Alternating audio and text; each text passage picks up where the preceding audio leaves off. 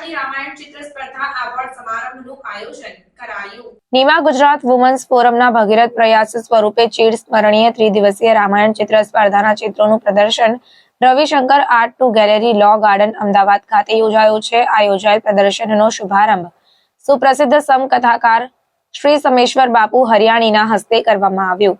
જાહેર જનતા માટે નિઃશુલ્ક ત્રિદિવસીય પ્રદર્શનમાં તમામ બાળકોને સર્ટિફિકેટ, ઇનામ તથા એવોર્ડ વિતરણનો કાર્યક્રમ રાખવામાં આવ્યો, જેમાં સાબરમતીના ધારાસભ્ય હર્ષદભાઈ પટેલ અને કોર્પોરેશનના સ્ટેન્ડિંગ કમિટીના ચેરમેન દેવાંગભાઈ દાણી ઉપસ્થિત રહ્યા. માત્ર 2 થી 14 વર્ષના બાળકો પશ્ચિમની સંસ્કૃતિના સાન્તા ક્લોઝ અને મિકી માઉસના પ્રભાવમાંથી બહાર આવીને રામાયણના પ્રસંગના સીતાહરણ, લંકા દહન, શબરી, ખિસકોલી, ગરુડ, જટાયુ, હનુમાનજી મહારાજ અને 2024માં ભગવાન શ્રીરામનું અયોધ્યા પુનરાગમન વિશેના ચિત્રો દોરી સ્પર્ધામાં ભાગ લઈ આ સ્પર્ધા આધ્યાત્મિક અદ્વિતીય બતાવી હતી. સાથે જ કુલ 400 ચિત્રોમાંથી 200 ચિત્રોનું પ્રદર્શન આર્ટ ગેલેરી ખાતે ખુલ્લું મૂકવામાં આવ્યું હતું.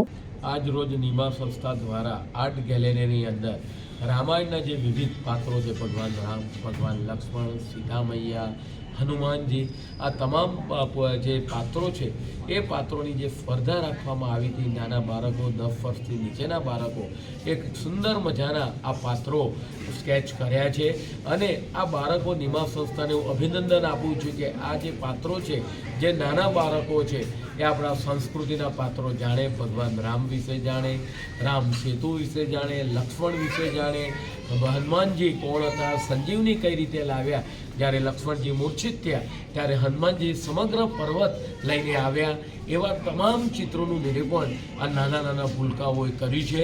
અને મોબાઈલ યુગમાંથી બહાર આવી તેમના માતા પિતાઓને પણ ખૂબ ખૂબ અભિનંદન આપું છું કે આ રામાયણના પાત્રો સ્કેચ દોરવામાં એ લોકોને પ્રોત્સાહિત કર્યા. અને સાથે સાથે જે નીમા સંસ્થા છે, ડૉક્ટર કમલેશભાઈ રાજગોર, કાશ્મીરાબેન રાજગોર, હસમુખભાઈ વૈદ્ય, તમામ જે મિત્રો છે, કોરોના કાળથી અને ડૉક્ટર સેલ દ્વારા અલગ અલગ કાર્યો કરવામાં આવે છે, પરંતુ આ કાર્યોમાંથી અલગ હટીને સમાજ માટે નમૂનારૂપ ઉત્તમ આજે આર્ટ ગેલેરીની અંદર નાના ભૂલકાઓ દ્વારા દોરાયેલા ચિત્રોનું પ્રદર્શની રાખવામાં આવી છે.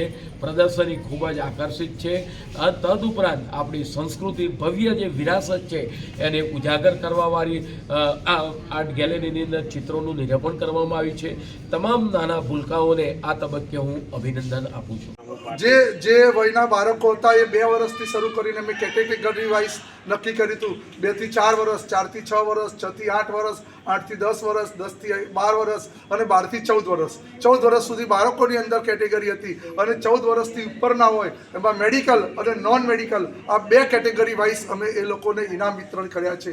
અને જણાવતા આનંદ થાય કે 400 ચિત્રો આવ્યા છે, એમાંથી 200 ચિત્રોનું પ્રદર્શન આ રવિશંકર આર્ટ ગેલેરીની અંદરની આપ જોઈ શકો છો એમાં અમે મૂક્યા છે. પહેલી વાર કર્યું કે હા, જનરલી અમે લોકો ડૉક્ટર એસોસિએશન છે, મેડિકલ એસોસિએશન છે, એટલે બીજા કાર્યક્રમો, મેડિકલ કેમ્પ ને આ બધા કરતા હોઈએ છીએ. ભારતીય જનતા પાર્ટી સાથે અમે જોડાયેલા છીએ, એટલે ડૉક્ટર સેલ દ્વારા અમે કે નિદાન કેમ્પો અને ડૉક્ટરના જે મેડિકલ ચિકિત્સાને લગતા જે કાર્યક્રમો હોય એ કરતા હોઈએ છીએ. પરંતુ સાંસ્કૃતિક લેવલે અમે વીર ભગતસિંહ શહીદ દિવસે અમે બ્લડ ડોનેટનો કાર્યક્રમ કર્યો હતો.